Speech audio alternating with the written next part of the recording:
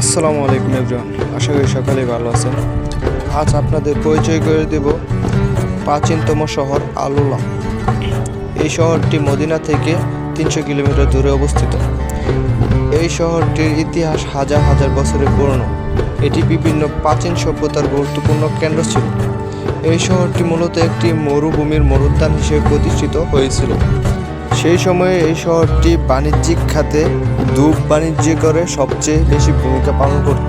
তখন এই শহরটি বাণিজ্য পথের উপর অবস্থিত ছিল, যা এখন প্রাচীন বিশ্বের সভ্যতাগুলোর সাথে সংযুক্ত করে।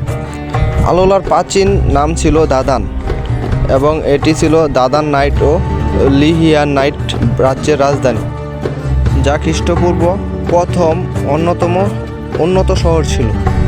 পেত্রার পর এটি তখনকার দিনে সবচেয়ে বৃহৎ শহর ছিল। আল-উলার ইতিহাস ছামূদ জাতির সঙ্গে সম্পর্কিত, যা কোরআনে উল্লেখিত একটি প্রাচীন আরব জাতি ছিল এবং যারা পাহাড় কেটে ঘর তৈরি করত। নবী সালেহ আলাইহির অবাধ্যতার কারণে আল্লাহ তাদের ধ্বংস করে দেন। এই জাতির একটি গুরুত্বপূর্ণ কেন্দ্র ছিল মাদাইন সালেহ বা আল হিজর। এই স্থানের লম্বা ইতিহাস বহুজাতিক সংস্কৃতির চিহ্ন বহন করেছে, তাই এই স্থানকে বহু নামে নামকরণ করা হয়।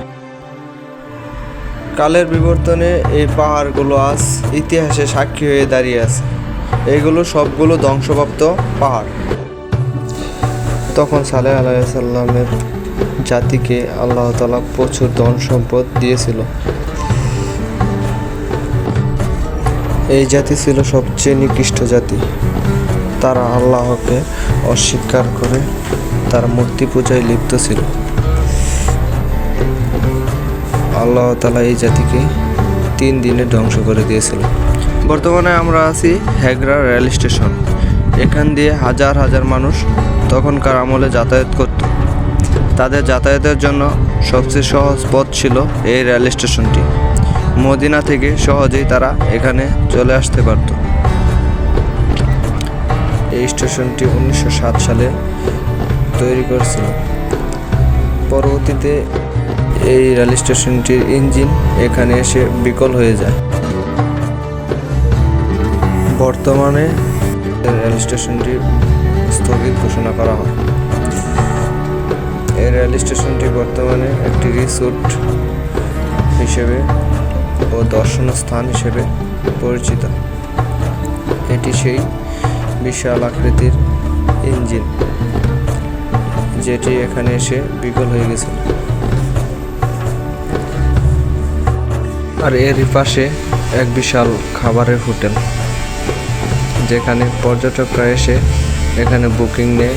পরবর্তীতে তারা এখানে খাবার খায়, যেখানে নবী সাল্লাল্লাহু আলাইহি সাল্লাম এখানে পানি পান করা নিষেধ করেছিল। এখন এখানে সব কিছুই চলে। কালের বিবর্তনে আজ সব ইতিহাস। এটি সেই প্রাচীনতম রেল স্টেশন যেটি আজ কালের বিবর্তন সাক্ষী হয়ে দাঁড়িয়ে আছে। এটা হলো মাদাম সালে অবস্থিত। মাদাম সালে যারা আসতে চান অবশ্যই দেখে যাবেন ইতিহাস ঐতিহ্য।